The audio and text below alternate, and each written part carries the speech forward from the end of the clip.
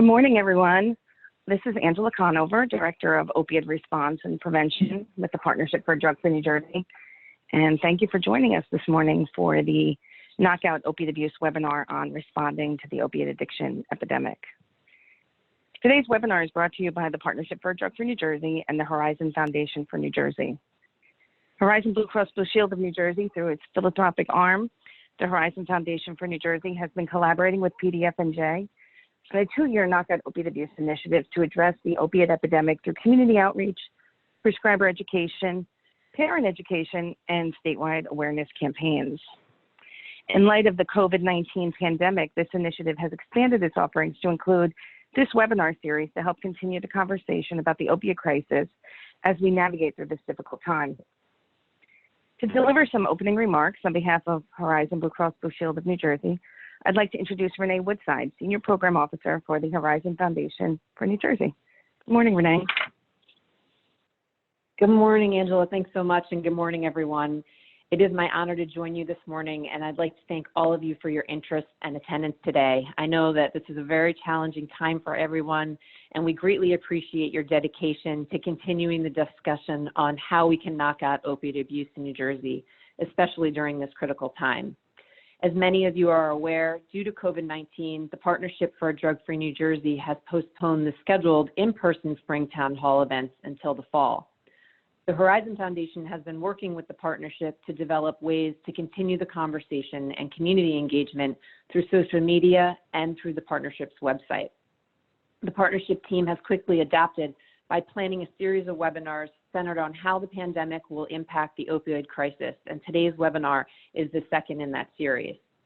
Horizon, through its philanthropic arm, the Horizon Foundation for New Jersey, is extremely proud of our collaboration with the Partnership for a Drug-Free New Jersey to bring you today's webinar through the Knock Out Opioid Abuse initiative.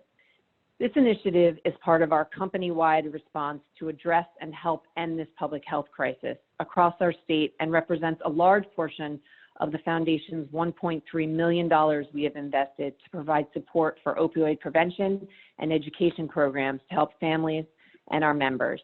In closing, I want to thank Dr. Kolodny for joining us today, and to the Partnership for a Drug-Free New Jersey team for putting this important webinar together. Together, we can make a positive difference in combating this epidemic. Thank you again for joining us today, and with that, I'll turn it back over to Angela. Thank you, Renee. Before we begin, I want to mention that questions can be submitted throughout this presentation using the chat feature, and that Dr. Kolodny will be addressing those questions at the end of the presentation.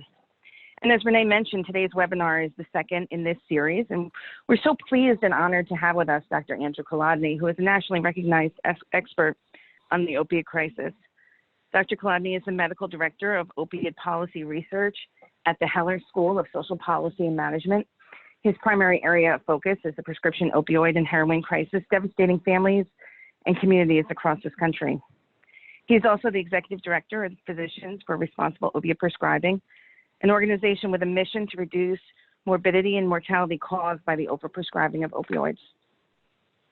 Dr. Kolodny has been a tremendous partner of the Partnership for Drug-Free New Jersey and has repeatedly shared his expertise through our prescriber education initiatives, including the NJ SafeRx online CME and the Do No Harm Symposium series, which we present in collaboration with the DEA New Jersey and HIDA.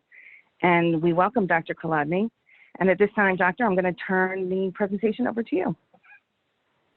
Thank you, Angela. And I'd like to thank Partnership for Drug-Free New Jersey and the Horizon Foundation for hosting today's webinar and for giving me the opportunity to talk about the opioid crisis. It sure would be helpful if when new public health crises emerge, old ones would just get better.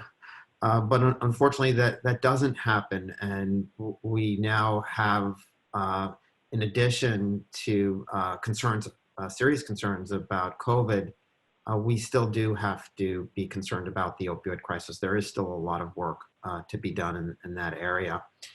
Today I'm going to I'll start with talking about some of the basics on opioids, what opioids are and why they're so addictive. And for some of you that may seem unnecessary and obvious, but I think it will still be helpful to go over that. Um, I'm going to talk about what the opioid crisis is, or in other words, how it really should be framed in order to tackle it properly. I'll talk about how it happened, what caused this epidemic.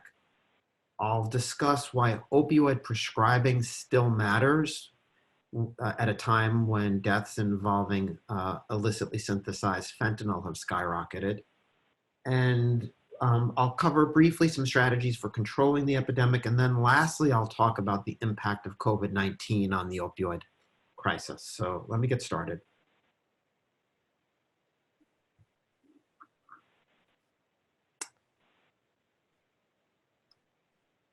So this is opium, and opium is actually the sap from the poppy plant. And it's in that opium sap that we have opiate molecules. And some of the molecules that exist naturally inside opium are codeine, morphine, and thebaine. They're just there naturally. And another term for the naturally occurring opioids that exist in opium sap is opiate. So codeine, morphine, and thebaine can also be called opiates. Now, from the opiate molecules, you can create other types of opioids. So for example, you can turn these naturally occurring opiates into drugs like heroin, oxycodone, hydromorphone, and oxymorphone. And another term for the opioids that are made from opiates is semi-synthetic. We call them semi-synthetic because you start with something natural to make them. Now, something many people don't recognize is that, including doctors who prescribe opioids, is that the effects of these semi-synthetic opioids, the ones listed here, are almost identical. An experienced heroin user can't really tell the difference between oxycodone or heroin. And this was a study that was done at Columbia University where they gave experienced heroin users different opioids to try in a lab setting. And then without telling them which was which, asked them which they liked the best. And in that study, it was kind of like a blind taste test. The oxycodone actually beat out the heroin. And the reason that a drug cartel or a pharmaceutical company would go to the trouble of converting the opiates, the naturally occurring opioids, into semi-synthetic opioids is because when you convert them, you're creating molecules that get into the brain faster and have a more rewarding effect, that are more potent. And so when we talk about opioid pain medicines, some of the most commonly prescribed are oxycodone and hydrocodone. Oxycodone is in OxyContin and Percocet. Hydrocodone is in Vicodin and Lortab. When we talk about some of these commonly prescribed opioids, we are essentially talking about heroin pills. Now, to make such a strong statement doesn't mean that opioids should never be prescribed. These are important medicines for treating pain at the end of life or when used for a couple of days after major surgery. But unfortunately, the vast majority of the prescribing in the United States is for conditions where opioids may not be necessary and for conditions where opioids may be more likely to harm a patient than help a patient. Why are opioids highly addictive? Well, taking an opioid produces a positive effect. When you take an opioid, they can produce a euphoria.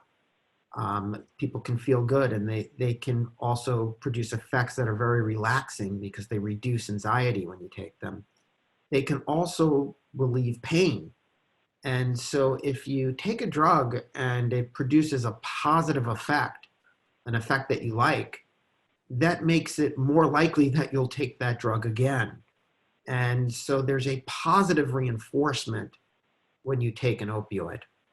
Now, if you take an opioid even every day in as little as 5 days, and actually in less than 5 days, physiological dependence on the drug starts to set in. That means that without the drug, you start to feel negative effects. And the negative effects are really the opposite of what you would feel when you take an opioid. So if taking an opioid causes euphoria, once you're used to opioids, stopping them causes a dysphoria, negative feelings. And if taking opioids relieves pain, once you're used to taking opioids and you try and stop taking them, they increase your sensitivity to pain. And so the fact that there's this positive reinforcement when you take an opioid and a strong negative reinforcement once you're used to an opioid for ceasing use, that's one of the reasons that they're so highly addictive. And for many people who become opioid addicted, what drives the continued use more than anything else isn't that it feels good or that it relieves pain. What drives continued use in people who become addicted is that without the drug, people really start to feel awful. And it's why they'll do such desperate things to maintain their opioid supply. How do people become addicted to opioids? Now, again, this might seem obvious, but there are many who really don't quite understand this, and it's critically important. Opioid use disorder or opioid addiction, and in this talk I'll be using the terms interchangeably.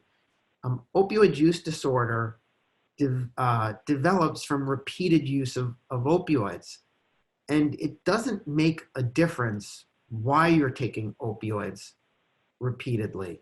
It doesn't make a difference if you're taking them repeatedly because it's fun or you like it, or you're taking them repeatedly because they relieve pain or a doctor prescribed it, or you're taking them repeatedly because you're self-medicating for depression or what one could call psychic pain. If you take opioids repeatedly, just about anybody can become addicted to opioids. And there are many who are under the impression that addiction to opioids is really only a risk for a subset of people who are vulnerable, a subset of people who might have a genetic risk factor, for example. That really isn't the case with highly addictive drugs. It's true for some drugs, like alcohol. When we look at who becomes addicted to alcohol, we know that since the majority of people who use alcohol don't become addicted to it, for the, say, 10% of our population that develops serious trouble with alcohol, we know that there's something unique about them because most people don't develop alcohol addiction. And so with some drugs, it is true that that vulnerabilities, whether genetic or otherwise, are important. When it comes to highly addictive drugs, like heroin, like nicotine, like oxycodone, like hydrocodone, with the highly addictive drugs, the individual's characteristics become much less important, and the drug's inherent addictive properties become more important. With highly addictive drugs, almost anyone who uses the drug repeatedly can become addicted to it. Now, this is an old slide. This is a slide that the CDC came up with more than 10 years ago. And when the CDC came up with the slide, it was actually 2010. They had a 3-year lag in the overdose death data.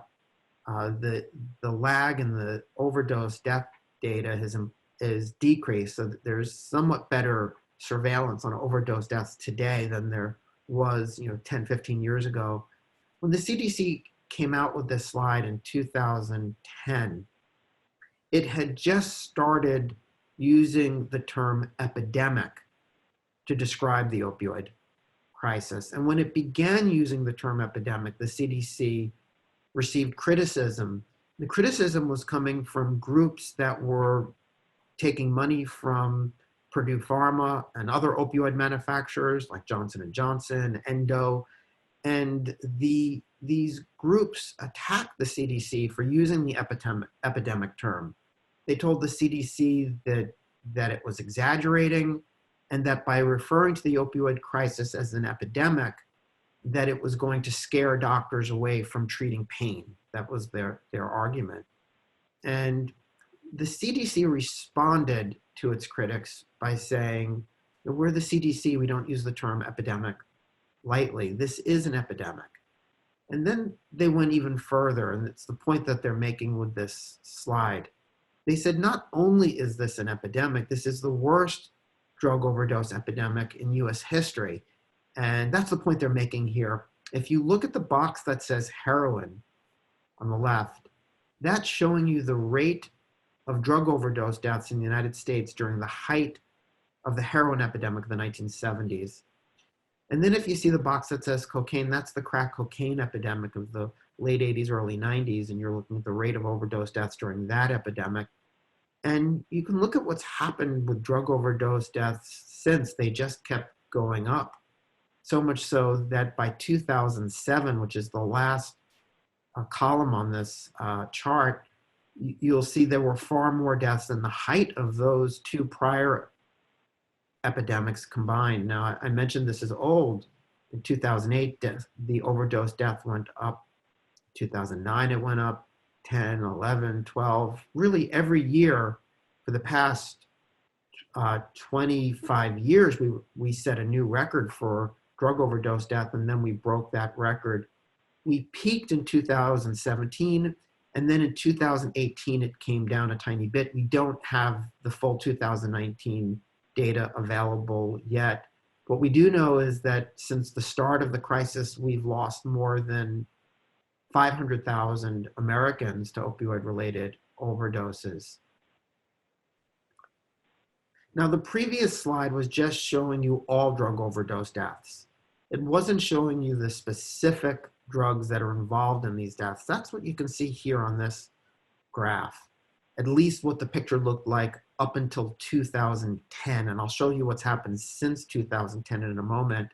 But what you can see is what really drove that increase up until 2010 was almost entirely related to prescription opioids, which are the red line. Heroin, you'll see in green at the bottom, and although there had been a slight increase, really the opioid that drove that increase were prescription opioids. You'll see in the gray line a concerning trend involving benzodiazepines. These are drugs like Valium and Xanax and Klonopin. The trend is concerning, and that trend has continued. But what really drove the increase were prescription opioids. The picture changed after 2010, and you'll see that here. Here, the prescription opioids on this graph are the light gray color, and you can see the prescription opioids stopped going up so rapidly. And then around 2010, really in the 2011 year, there was this increase in deaths involving heroin. So you see the heroin deaths really start to go up. And then a couple of years later, you see that black line, that's the deaths involving illicit fentanyl. And so we've had this trend where the prescription opioid deaths leveled off, the heroin deaths began to go up rapidly, and then illicit fentanyl deaths started to go up. And I'm going to come back to this slide later in the talk because I think there are many who are drawing some of the wrong conclusions about these overdose death trends. But this is the opioid-related overdose death picture right now, at least when you sum up all of the deaths from around the country. This is the national data. What is the opioid crisis? How should we frame the opioid crisis? Well, these are some headlines that have appeared in newspapers over the past few years about the opioid crisis. You know, more Americans dying of drug overdoses than killed during the 20 years that we were involved in Vietnam. Soaring increase in infants born opioid dependent. Children entering the foster care system. Soaring increase in fentanyl-related overdose deaths, impact on our workforce. these are the health and social problems that we're experiencing that people are referring to when they talk about the opioid crisis. But again, what is this crisis, or how should we frame it? Let me start with what I think is the wrong way to frame this problem. The wrong way to frame the opioid crisis, I believe, is as an epidemic of drug abuse. When it's framed as a drug abuse crisis, I think that what you're really suggesting is that the opioid crisis is a problem of people behaving badly, taking dangerous drugs because it feels good, and they're accidentally killing themselves. And if you frame it that way, then the challenge is, how do we get people to stop behaving badly? And there has certainly, and I'll come back to this later in the talk as well, there's certainly been an interest by pharmaceutical companies that make opioids in framing the whole problem as being about abuse, as about as a problem of people taking opioids for fun. And it's helpful for them to frame it that way, because they can then try and say that this has nothing to do with the way doctors are treating pain. And it even helps them sell so-called abuse deterrent formulations, pills that are made harder to crush for snorting or injecting. And so they would want policymakers and the public to think of the opioid crisis as an abuse crisis. But it's not just the pharmaceutical industry. Even some policymakers, health officials, I believe, sometimes make the mistake of thinking about the opioid crisis as an overdose death epidemic. And it is certainly true that we've had an epidemic of opioid overdose deaths, and that there is an overdose death crisis. It's still the wrong way to frame the problem. It would be like framing the AIDS crisis as an epidemic of PCP pneumonia deaths, when in reality, the AIDS crisis was an epidemic of HIV infections, where HIV infections were causing destruction of people's immune systems, so that they were dying from a variety of acquired immune infection diseases like PCP pneumonia. This isn't, so overdose deaths are really one way in which people with opioid addiction are dying, but it's really, and it's certainly the most, one of the most concerning aspects of the opioid crisis. But this isn't, it's really the wrong way to frame the issue. The correct way to frame the opioid crisis is as an epidemic of opioid addiction or of opioid use disorder. And when you frame it that way, what you're really saying is that the reason that the United States is experiencing record high levels of opioid-related overdose deaths, the reason we've seen heroin and fentanyl flood into non-urban communities across the country, the reason we've seen a soaring increase in infants born opioid-dependent, children entering foster care, outbreaks of injection-related infectious diseases, the driver behind all of these health and social problems that we refer to as the opioid crisis has been a very sharp increase in the number of Americans suffering from the condition of opioid use disorder. The public health term for the number of people with the disease in a population is prevalence. So there's been a very sharp increase in the prevalence, the number of Americans suffering from opioid use disorder. So this is an epidemic of opioid use disorder or opioid addiction. That's the correct way to frame the problem. And when you frame it that way, it becomes much clearer what we need to do to bring the problem under control. I'm going to show you the epidemic of opioid addiction happening with these series of maps. So this is 3 years into the epidemic. The epidemic began in 1996. So this is 3 years in, this is 1999. And what you're looking at here are states, the rate of people showing up at state licensed drug and alcohol treatment programs saying that the primary drug that they're addicted to is a prescription opioid. And the states that have the highest rate are states that show up as red or maroon. And you could see that 3 years into the epidemic, there were just a few states lighting up as having a serious problem, a high rate of people seeking treatment for addiction to prescription opioids. And I want you to watch what happens to the color of the map as we go forward in 2-year increments. So this is 99, 2001, 2003, 2005, 2007, and 2009. By 2009, in just about every state in the country, we had experienced a very sharp increase in the prevalence of opioid use disorder over a short period of time. And when you have a sharp increase in a disease over a short period of time, that is the definition of an epidemic. How did it happen? What caused the map to turn red? What caused the soaring increase in deaths related to opioids? Well, I think one of the best answers to that question came from a medical director at the CDC, Dr. Len Palazzi. And Dr. Palazzi worked at the CDC's Injury Prevention Center, where they were responsible for accidental deaths. And of course, up until not so long ago, the vast majority of accidental deaths in the United States were car crash deaths.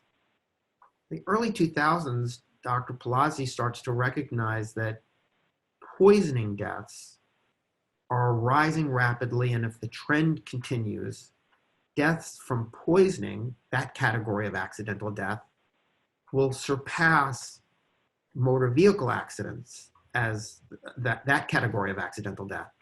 And of course, that trend did continue, unfortunately, and we did ultimately see significantly more poisoning deaths than car crash deaths.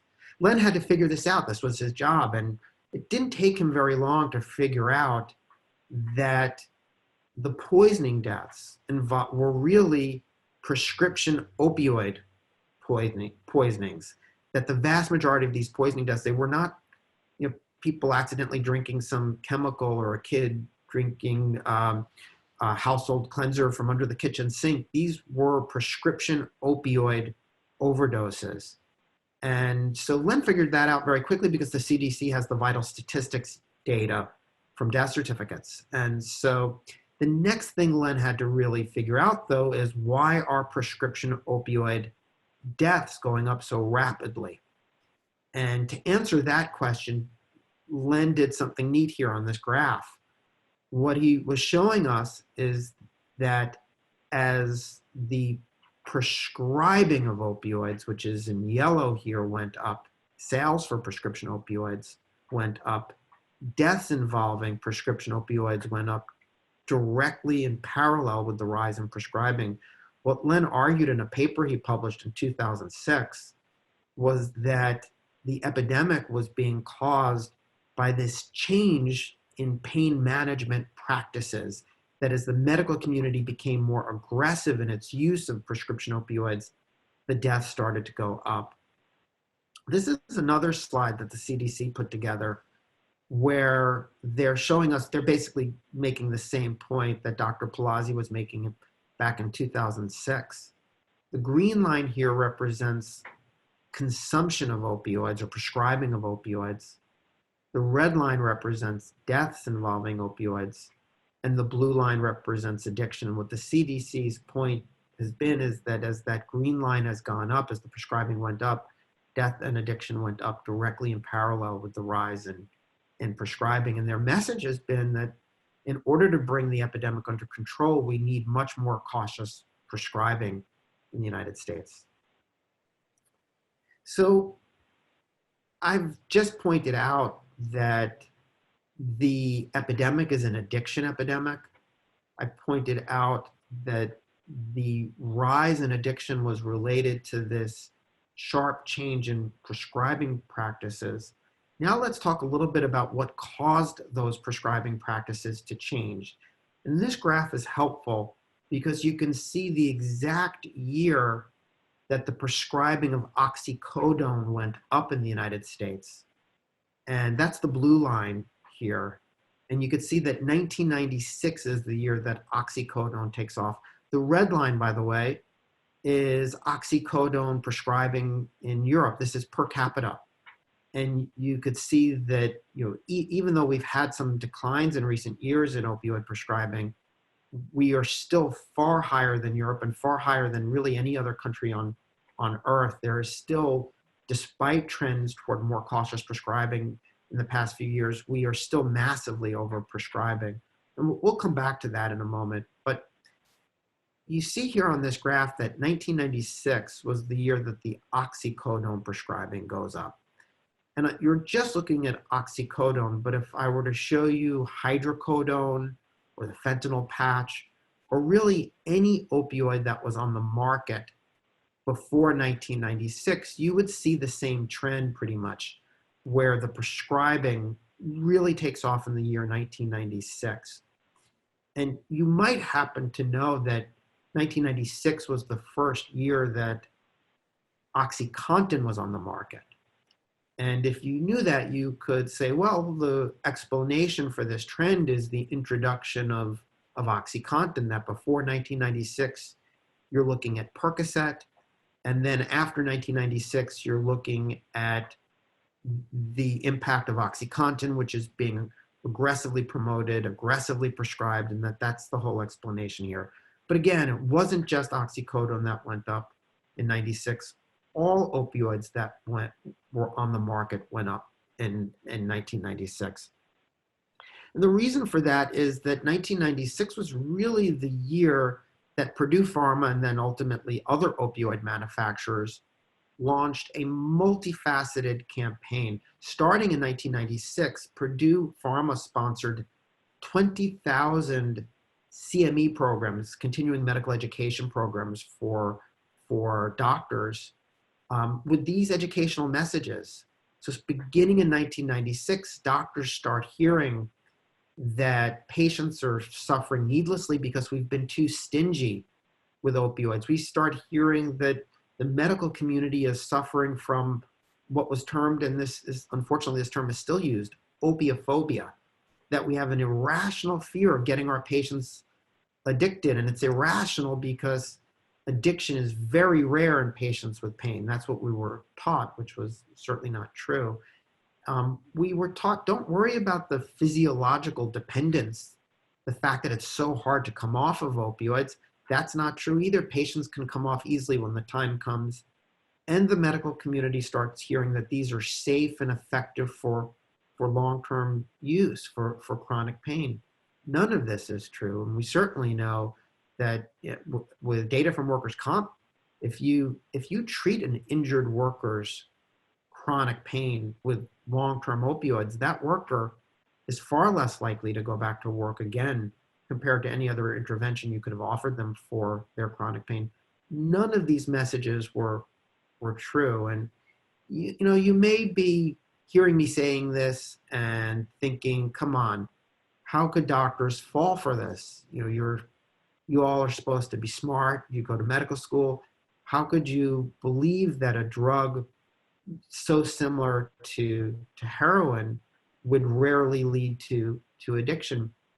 What you have to understand is that had these messages only been coming to us from the attractive sales reps who work for drug companies that visit us in our offices and encourage us to prescribe products, if it was just the sales reps telling doctors, don't worry about addiction, I think we would have been less gullible. But the messages were coming to us from every direction, from experts in the field of pain medicine. We were hearing it from our professional societies. There was a brilliant, multifaceted campaign to convince the medical community and the public that opioids were underprescribed. The campaign involved the creation of patient groups meant to look like grassroots organizations of pain patients, but these were not grassroots groups. They were artificially created by the pharmaceutical industry. They were not grassroots organizations, they were AstroTurf organizations. The American Academy of Pain Medicine and the American Pain Society, two professional societies that existed before this push to increase prescribing, and in fact had been advocating for greater access to multidisciplinary pain care programs before 1996. The leading pain specialists in the United States before 1996 were not promoting opioids. In fact, they were among the biggest critics of using opioids for chronic pain. But when the money came from the from the pharmaceutical companies to the professional societies to advocate for opioids, they changed their tune and issued consensus statements calling for much greater use of opioids. The American Pain Society introduced the Pain is the Fifth Vital Sign campaign, which the Joint Commission, which had a financial relationship with Purdue Pharma at the time and Johnson & Johnson, adopted the Pain is the Fifth Vital Sign campaign and began requiring hospitals, and not just inpatient hospitals, but even the outpatient primary care clinics for healthcare organizations, were required to treat pain like a vital sign, to constantly show patients these smiley faces and frowny faces and ask them to rate their pain from 1 to 10. And if a patient circled a frowny face indicating physical pain, hospital policies would generally result in a patient being prescribed opioids.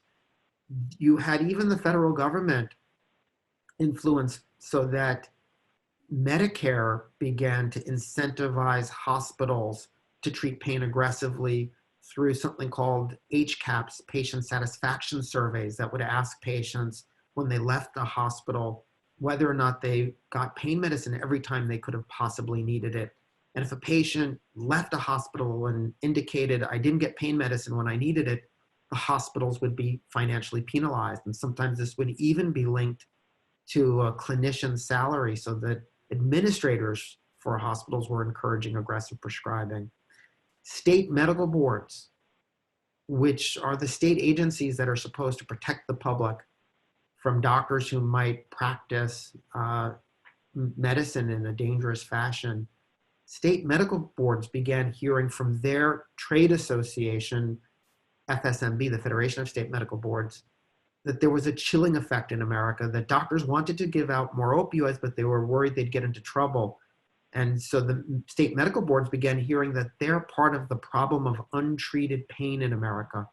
And they adopted new policies given to them by FSMB, saying that doctors would not be cited based on how much opioids they're prescribing, but that they would be sanctioned potentially for not prescribing opioids. And now, I don't want you to get the idea that this was all about drug companies giving out money to these different organizations and telling them, these are the lies we want you to disseminate. It didn't really happen that way. There certainly, was a lot of money being given out, and I think many of these organizations would not have promoted opioids were it not for that funding. And were it not for that funding, they might have figured out much quicker that what they were promoting didn't make any sense. But many of the individuals and organizations involved in the movement to increase opioid prescribing truly believed what they were promoting. There was this belief that opioids are a gift from Mother Nature, and that millions are suffering because of an overblown fear of these drugs, and that we could be more compassionate if opioid prescribing increased. So many of the lectures that were taught that encouraged opioid use were taught not by doctors who were getting paid by drug companies, but by doctors who had really fallen for these messages. It wasn't just this unbranded campaign that influenced opioid prescribing. We've learned in recent years that much of the direct marketing also had an impact. There was a study done recently that showed that in counties within the United States where more clinicians took money, basically gifts, meals from drug companies, where where more gifts and money were accepted from drug companies, those were the counties where more opioids were prescribed. And also those have been the counties where more people have died from opioid overdose deaths. One of the most consistent findings is that the opioid crisis is worse in counties where opioids have been prescribed more aggressively. And we've seen even a direct relationship in that doctors who took more gifts, or money from drug companies prescribed more opioids. The more money they got, the more opioids they prescribed. We've also learned just a few months ago, this was a study that combined overdose death data with information that's become available through the litigation against Purdue Pharma. And what we've learned was that pharmaceutical companies, in particular Purdue Pharma, for their marketing, targeted states that had less controls on prescribing. So triplicate prescription pads, very few states have them now, but for many years, there were some states that had multiple forms if a doctor was going to prescribe a narcotic, whereas other states, a doctor could prescribe a narcotic on their regular prescription pad. And Purdue Pharma figured out early that in the states with the triplicate prescription pads where there were more controls, that these were states where doctors would be more reluctant to prescribe OxyContin. So they targeted their efforts on states without these triplicate pads. And they found that in those states, the prescribing took off, but also those are the states where the deaths went up. And even fentanyl-related overdose deaths in recent years are greater in states that did not have the triplicate prescription pads. So I mentioned that doctors were taught that the fear of addiction, that there was an overblown fear of addiction, and that addiction is very rare. The statistic that was used over and over again was that much less than 1% of patients will get addicted when opioids are prescribed long-term. That statistic was used in lectures, in journal articles, in textbooks. Much less than 1% of patients will get addicted to long-term opioid use. Now, I want you to imagine for a moment that you're a young doc, you're recently out of training, and you come across this statistic in a textbook that you're reading. You're reading a chapter in a text on pain and addiction. And it strikes you as strange. You're thinking, how can much less than 1% of people get addicted taking a drug very similar to heroin long-term? And so you turn to the back of the chapter to look at the citation. And what you'd see is this: Porter and Jick, Addiction Rare in Patients Treated with Narcotics, New England Journal of Medicine, 1980. Title looks pretty good, and the New England Journal of Medicine is one of our nation's best medical journals. So maybe you'd stop there and you'd say, I guess it's true. But let's say you weren't really buying it. You really wanted to know what they did in this study. So you say you wanted to read at least the abstract, the summary of the article. You'd go online. You'd go to a website called PubMed. You'd type this in, and if you tried to do that, nothing would come up. You can't get the summary when you type this into PubMed, which might strike you as strange. Maybe you're thinking, well, I guess PubMed doesn't go back to 1980. Maybe you'd move on. But let's say you're still not buying it. You really want to know what they did in the study. So you make your way to the medical library. You pull out the 1980 volume of the New England Journal of Medicine to look this up. What you would find out is that what everybody was citing was cited hundreds of times as proof that we didn't have to worry about getting patients addicted. What you would find out is that it wasn't actually a peer-reviewed journal article. It was this. This is the whole thing. It was a one-paragraph letter to the editor describing a chart review study where the authors reviewed 11,882 charts of patients who had been hospitalized, and while hospitalized had been treated with an opioid, maybe given a dose of morphine or Demerol while in a hospital bed. And they only found 4 charts where a nurse or a doc wrote into the chart that a patient suddenly appeared drug seeking after being given a dose of an opioid. This, of course, would tell you nothing about the risk of addiction when a patient is treated with opioids long-term, but this was one of the main pieces of so-called evidence used to convince the medical community that we shouldn't worry about getting patients addicted. And many of the authors of papers that were citing this probably had no idea that they were citing a one-paragraph letter to the editor. They were citing this as evidence because people they trusted had cited it as evidence, yet they never obtained the original source. As prescribing takes off, pretty quickly primary care doctors are recognizing this isn't working out the way we were told it would work out. Patients are running out of their medicine early. Patients are coming in asking for higher and higher doses. They're beginning to see evidence that the patients who they're prescribing opioids to are getting addicted. Well, there was a ready explanation.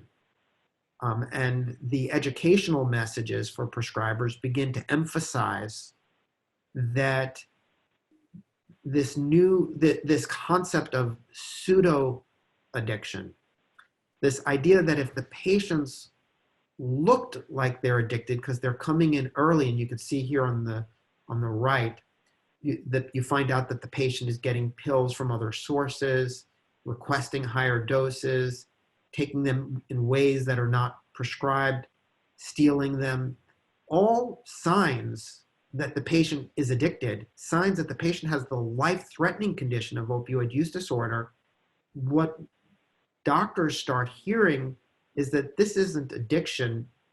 The problem isn't with the patient or with the treatment you prescribe to the patient. The problem is, doctor, you're not giving them enough opioids. They look like they're addicted because you're under-treating their pain.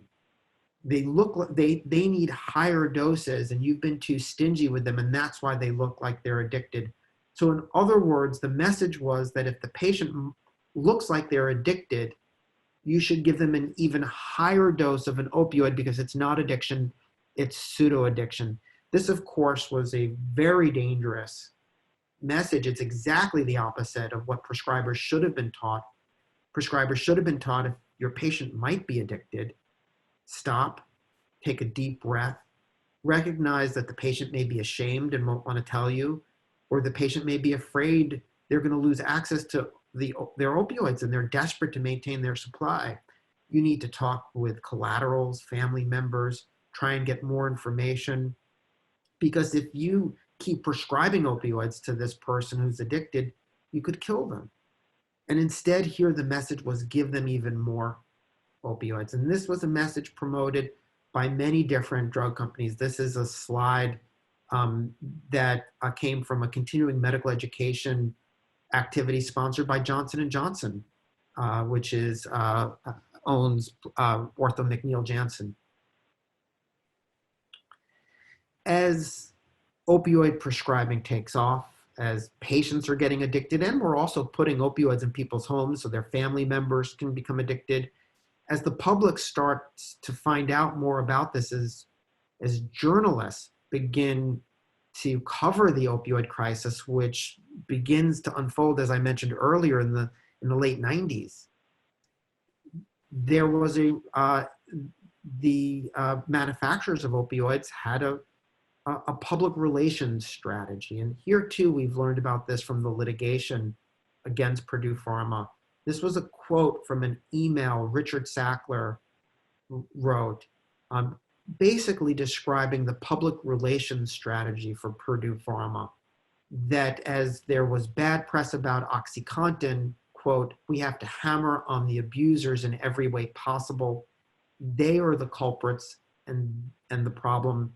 They are reckless criminals. In other words, we have to frame this as an abuse problem and where the harms of opioids are limited to these culprits, these criminals, these abusers, and that patients are benefiting from the increase in prescribing. This was their primary public relations strategy, and it was the way not just the public, but that they wanted policymakers to think about the opioid crisis.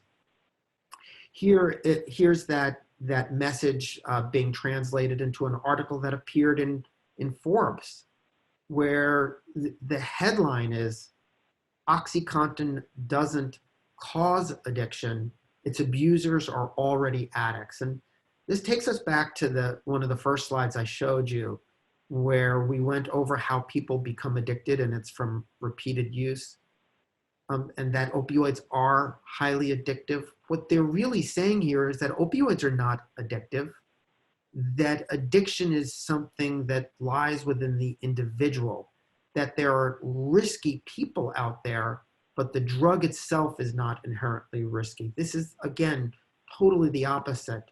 Certainly, repeated use of OxyContin can cause addiction. The idea that it's only risky for people who abuse them is just totally false. Opioid manufacturers and distributors banded together as the epidemic was getting worse to make sure that policymakers would not put in measures that would result in reduced prescribing. This is data that became available from an investigation by the Associated Press and the Center for Public Integrity. What they found was that over a 10-year period, the opioid lobby, the manufacturers, the distributors, and the other entities benefiting from aggressive prescribing, even the chain pharmacies participated.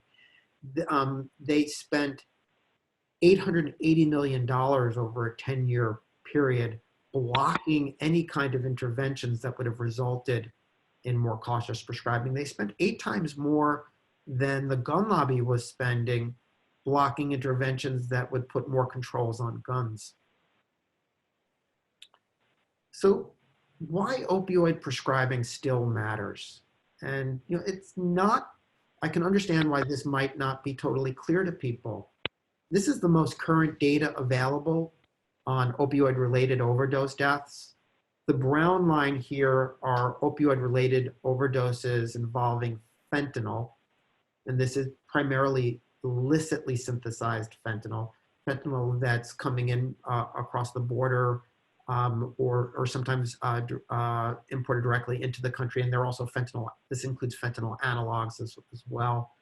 And so you can see that since around 2016, deaths involving fentanyl surpassed deaths involving prescription opioids, which appear in orange, and heroin, which appears in blue. So with deaths involving fentanyl soaring and deaths involving prescription opioids having leveled off, why should we still care about prescription opioids? Some people are even saying prescription opioids are old, or opioids or fentanyl is old news, that we have this new fourth wave in the crisis, and that's methamphetamine. And here on this graph, you'll see methamphetamine deaths in gray at the bottom, opioid overdose deaths, total opioid overdose deaths at the top. We still do have far more opioid overdose deaths than methamphetamine deaths, but the trend with methamphetamine deaths is certainly very concerning.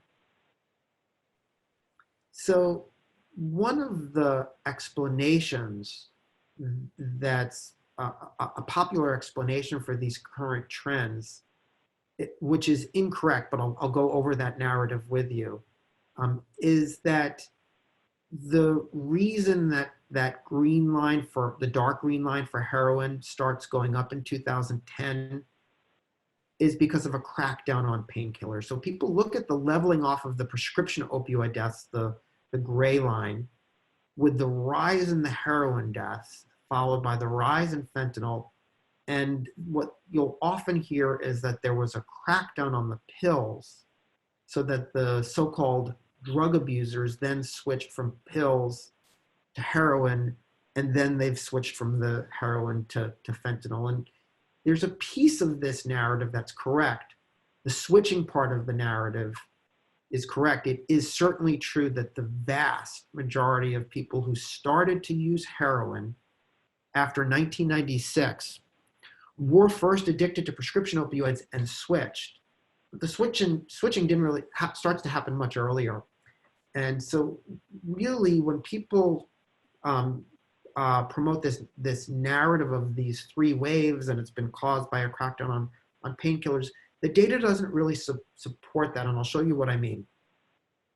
For one thing, this idea of these three waves, a prescription wave followed by a heroin wave followed by a fentanyl wave that's affecting the whole country, that's not accurate. Certainly fentanyl has had really a very clear geographic distribution where it's affected the eastern half in a much more severe way than it has other parts of the country. This is certainly there's more fentanyl now in the western half of the United States than there was back in 2016, but still the vast majority of these fentanyl deaths are in the eastern half of the United States. And the geographic area hit hardest in the whole country, inner city Washington, D.C.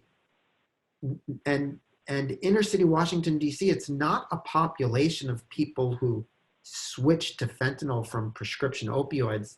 It's where you had a large population of survivors from the heroin epidemic of the 1970s who started to die at a very high rate when the heroin supply increasingly had fentanyl in it, or was fentanyl sold as heroin.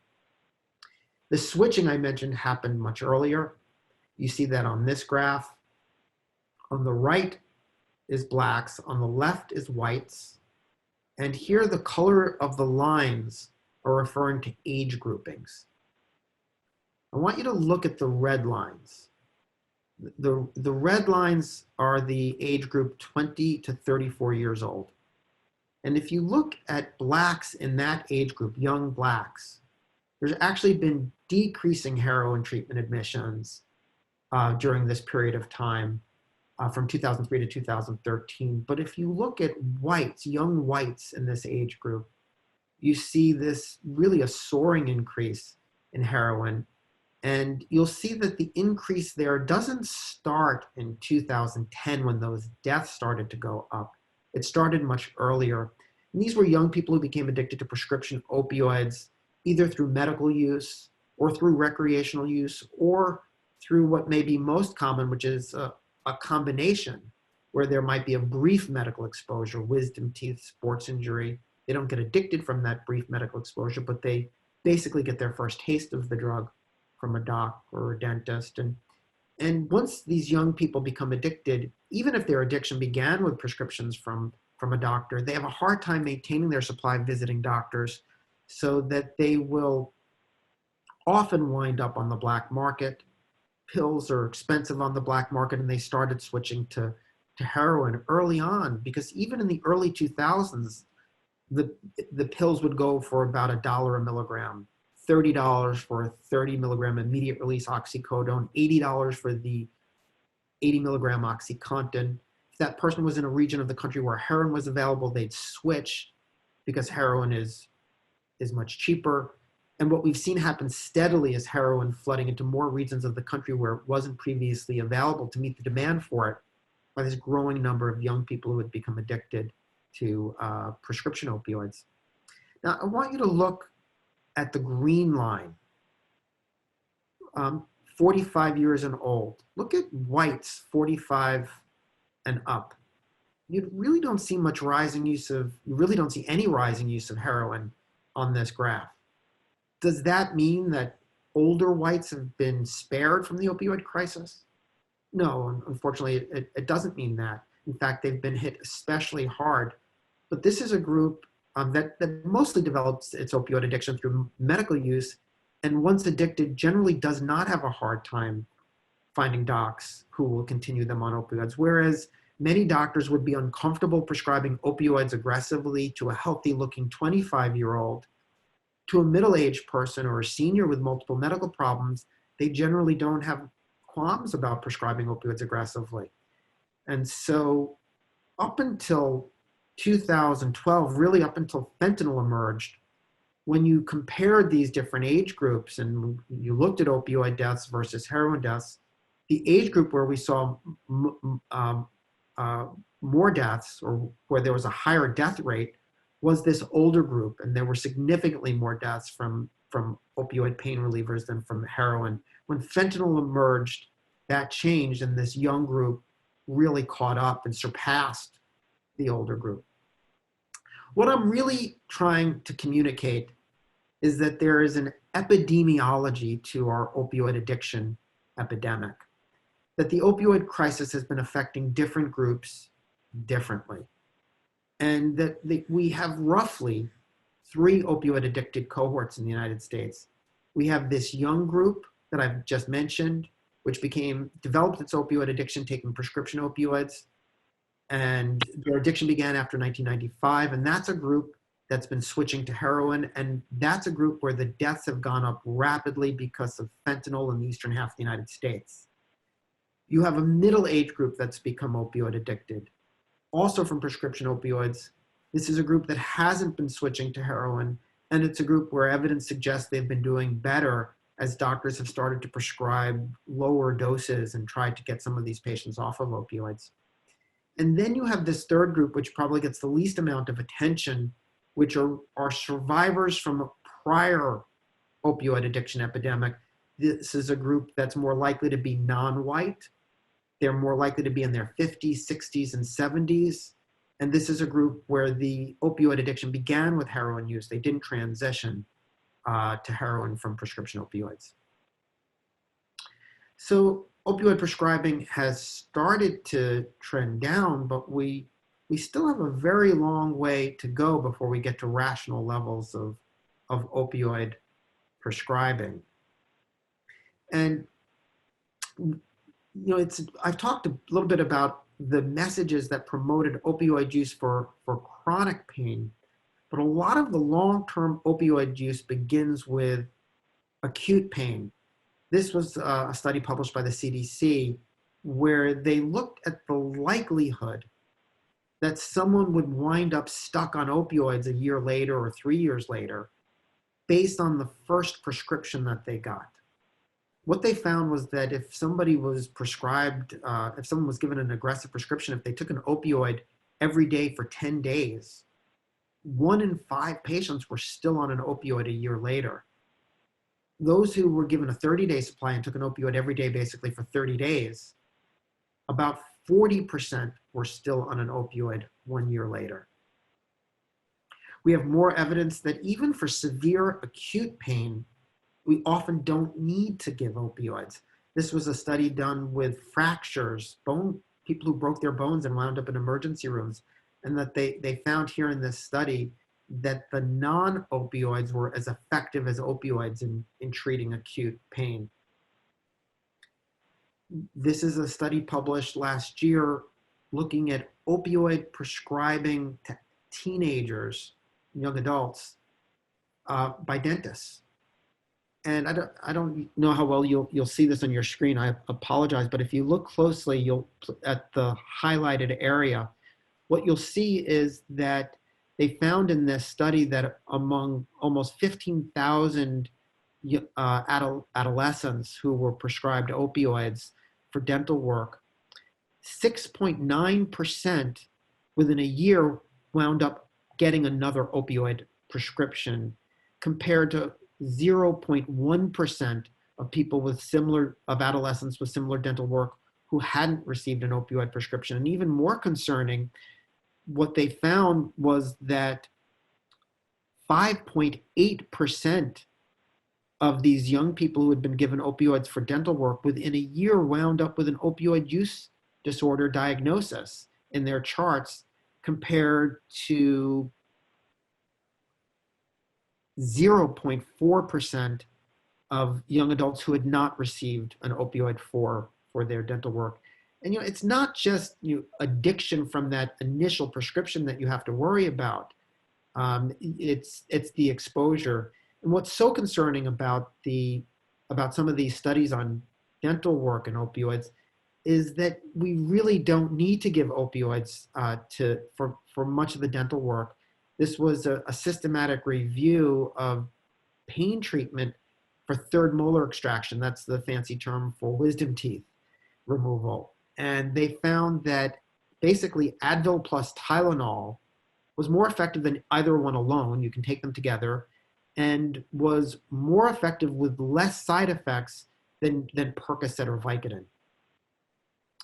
exposing young people to opioids has been shown to increase the risk that they will use opioids later on in a non-medical way compared to young people who haven't had that medical exposure. Again, reminding us that we shouldn't expose people to opioids if we don't have to.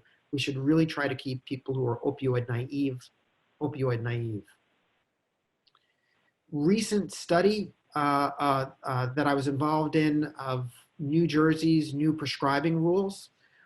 We interviewed 40 prescribers in the state of New Jersey about the new prescribing rules, and we found that 97.5% of the prescribers were aware of these new prescribing rules, which was great because if a state comes up with new prescribing rules, but none of the prescribers know about the new rules, and this has happened, you generally won't see any changes in behavior. And just to remind you, New Jersey passed a law limiting first-time prescriptions to 5 days and required mandatory use of the PDMP, and these were things other states had already been working on.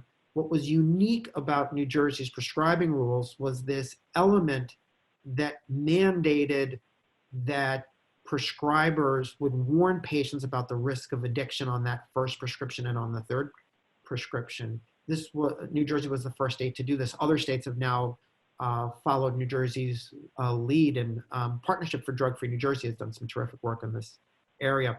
What we found was, from our interviews, was that this law was really necessary because before the law went into effect, only 18% of prescribers were warning patients about the risk of opioid addiction. After the law went into effect, 95% were warning patients about the risk of addiction. And it shouldn't really surprise anyone if you've been following the talk I just gave, why doctors or clinicians might not be warning patients, because there was quite a bit invested in minimizing these risks or telling doctors and not to worry about addiction. So you can't necessarily expect that prescribers are going to be well informed. And in fact, we found out that they're not well informed. More than half of the prescribers we interviewed were not aware that physiological dependence starts to set in within just a week of daily opioid use. Bringing the crisis to an end means obviously preventing new cases of opioid addiction, which is why more cautious prescribing is required to reduce the incidence rate of opioid addiction. And I mentioned the term prevalence before. That's the number of people within a population who have a disease. Incidence is the public health term for the number of new cases of a disease. We need the incidence of opioid addiction to continue declining. Because prescribing is moving in the right direction, that very likely means that less Americans are becoming opioid addicted. But if we want to see this trend continue, until we get to rational levels of opioid prescribing, we're still going to have far too many new cases of opioid addiction. And just like with COVID, with more people getting infected, the epidemic isn't going to come to an end. And similarly for opioids, until we've reduced the number of new cases, the opioid crisis won't come to an end. We need to treat people who are opioid addicted, and we obviously need to make it more difficult for people to access prescription opioids and illicit opioids from the black market. Talk a little bit about treatment, and we're going to start to wind up here. I'm going to start to wind down the talk here. I have just a few more, maybe another 5 or 10 minutes. So I'm showing you a graph of AIDS deaths to make a point here. But if you see the AIDS epidemic began around 1980 and peaked about 15 years later, around 1995, with about 45,000 Americans dying from AIDS. We've already surpassed that number with opioids. And then you see this plummeting in deaths involving in deaths from AIDS. And the reason we saw deaths drop like this is because we had the introduction of antiretroviral therapy, which allowed us to turn HIV from a terminal condition into a chronic condition. We had an effective treatment. The reason I'm showing you this is because we have effective treatments for opioid use disorder. And if there were better access, I really think we could see deaths from opioid-related overdose plummet as well. And the main medicine I'm really talking about here is buprenorphine. And it may sound kind of crazy to some of you because I just spent a while talking to you about how an increase in prescribing of opioids by clinicians caused a crisis. And you may know that buprenorphine is an opioid, and so you may say, "Come on, Kolodny, you're telling me that that we need more opioid prescribing to get out of this mess." And I am saying that actually. I really do think that with better access to buprenorphine, we could see deaths from opioids plummet. And I'm not just speculating.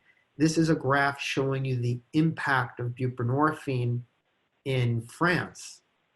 And what you see here in gray is the increase in prescribing of buprenorphine in France.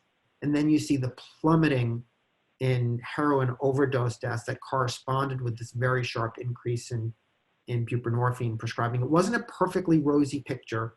There was a fair amount of diversion of buprenorphine onto the black market.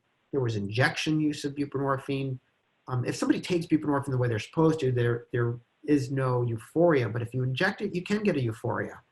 And so there was a fair amount of injection use, but because buprenorphine is a unique opioid molecule, and that even when someone takes a large dose of it, it's quite hard to have respiratory depression and death.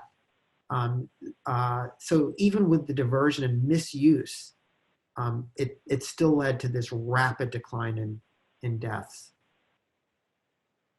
And of course, many of the people who might use buprenorphine or diverted supply of buprenorphine are using it in a self-therapeutic way as well. That's something to keep in mind. So let's talk briefly about the impact of COVID-19.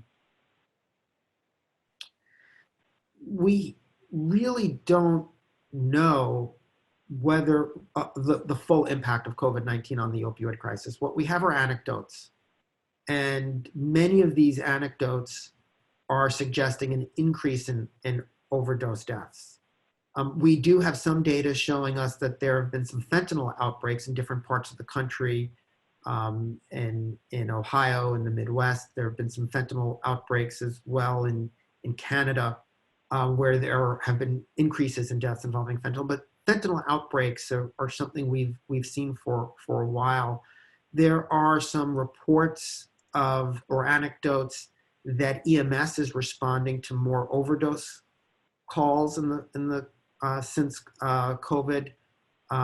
But still hard to know whether or not there's been a sharp increase in deaths, or maybe even a decrease in deaths as access to opioids or illicit opioids may have decreased, or some people who are addicted using their supplies in a more conservative way, are some people who are addicted more likely to reach out for treatment for their opioid addiction in the context of the opioid, in the context of COVID. We don't really know yet. So a lot of this we'll find out at some point soon, but we don't know. We do know that that COVID-19 has increased social isolation. It's impeded the ability for people to provide support to one another. 12-step groups can't meet in person, and the ability to provide direct services has been impeded. And that, of course, can be having a negative effect. We know that the litigation against opioid manufacturers and distributors has been put on hold, which means that some of the funding that states desperately need to tackle the opioid crisis is even further away because of COVID. So these are, that's certainly a negative impact. We know that people with opioid use disorder are at an increased risk of developing COVID. Opioid use, and this is true even for patients who are treated, who are on opioids chronically for pain. It's true for methadone maintenance, probably less true for buprenorphine, but prolonged use of opioids, particularly high dosage opioids, suppresses the immune system and may make someone more susceptible to becoming infected. There are psychosocial factors related to opioid use disorder that can increase the risk of somebody becoming addicted. Many people with opioid use disorder are homeless, and certainly shelter environments, and shelters have been places where there have been serious COVID outbreaks. Treatment settings, whether it's methadone maintenance clinics where people have been going to get methadone, or even residential or detox facilities, are places where social distancing is virtually impossible, and where you're seeing, and where there have been outbreaks in some detox units and rehabs as well. For people who have OUD and are COVID positive, there are also reasons to be concerned, again, because of their immune suppression that could make them more likely to develop a severe infection, although we don't know. And we know that opioid use causes, particularly acute use, causes a decrease in respiration. Certainly for people with COVID who have already a low oxygen level in their bloodstream because of COVID's impact on the lungs. And there are many people with low oxygen blood levels from COVID who aren't even aware of it. It's been called like a silent hypoxia, because unlike other lung problems that can result in low oxygen where people feel distress and feel short of breath, there are many people who don't feel short of breath but have very little oxygen in their bloodstream, decrease their breathing because of opioid use, and that could increase the risk of death. And certainly there are many people with opioid use disorder who have comorbid medical problems related to their opioid use, particularly injection drug users, that could put them at increased risk for complications from COVID. We have seen a rapid change in our treatment system response. We've seen the federal government relax rules on methadone maintenance. We've seen more buprenorphine home inductions. We've seen a rapid expansion of telemedicine and treatment programs that are using Zoom. And we've even seen for pharmacies that are allowing home deliveries of naloxone. We've seen these changes in the context of this public health emergency of COVID, which is terrific. But what really disturbs me is that we didn't see these changes in the context of the public health emergency of the opioid crisis, even though the federal government designated the opioid crisis a public health emergency and could have used that designation to relax rules that would expand access to treatment. It didn't do that. And so that's really concerning. It's hopeful, though, that we'll be able to learn some lessons from this period of deregulation. We still have a lot further to go, even in the context of improving our access to COVID. It's been nice to see some improvement in access or deregulation that could potentially improve access. To the extent that access has been improved, we don't know yet. But we still have a very long way to go. And in the context of COVID, it would be great to see further deregulation of buprenorphine prescribing. This is a report that came out today from Shatterproof, showing you how inadequate access to buprenorphine is in the United States. Only 5.7% of clinicians in the United States are even eligible to prescribe opioids or to prescribe buprenorphine for people who are opioid addicted. That's because of a waiver process that in the context of COVID should be eliminated and hopefully maintained after the COVID crisis ends. And just again, here's some more data released by Shatterproof today, showing you on a county level how inadequate buprenorphine access remains in the United States. So what can we learn from COVID-19? Well, it's hard to describe our response to COVID-19 or to look at the federal or world response to COVID-19 and say, oh, the world did well. Obviously, warning signs from China back in December were missed.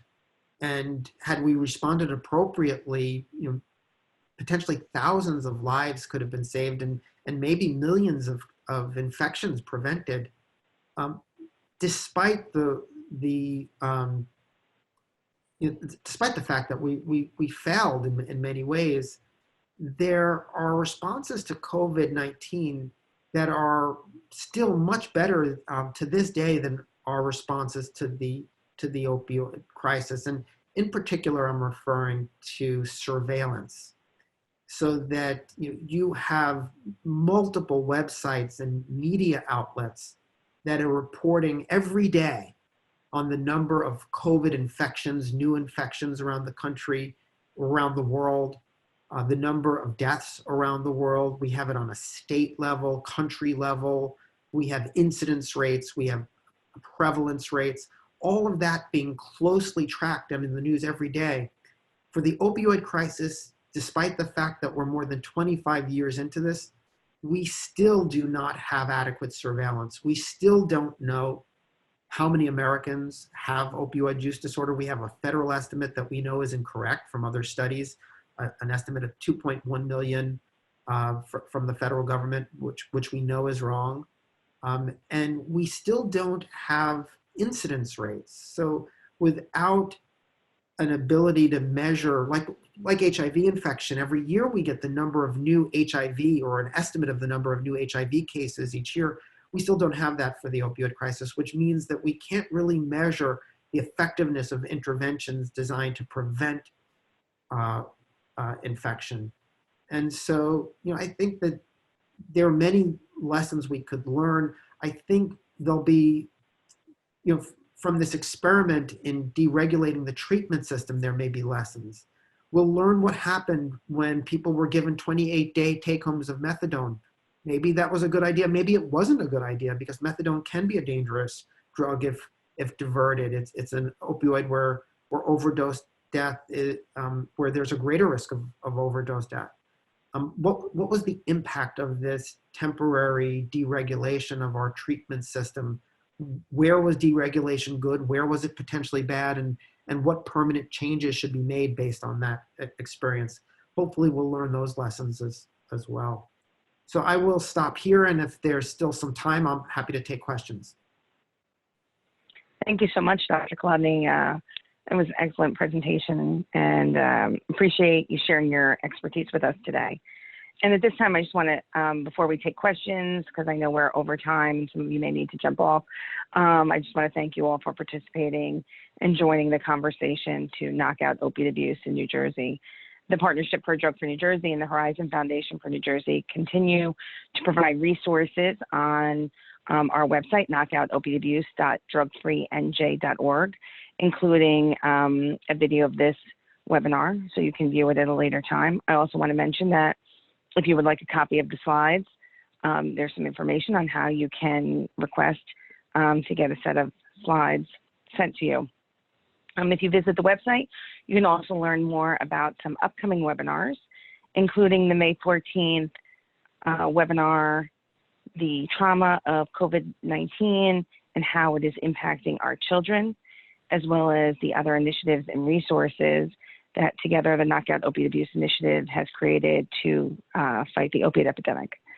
I'm going to go into some questions now, but just wanted to let you know that there'll be a list of resources and a brief survey that you'll be sent to complete online. And again, I want to thank you for participating in this webinar on behalf of Horizon Blue Cross Blue Shield of New Jersey and the Partnership for a Drug Free New Jersey. We wish you continued good health. Be well.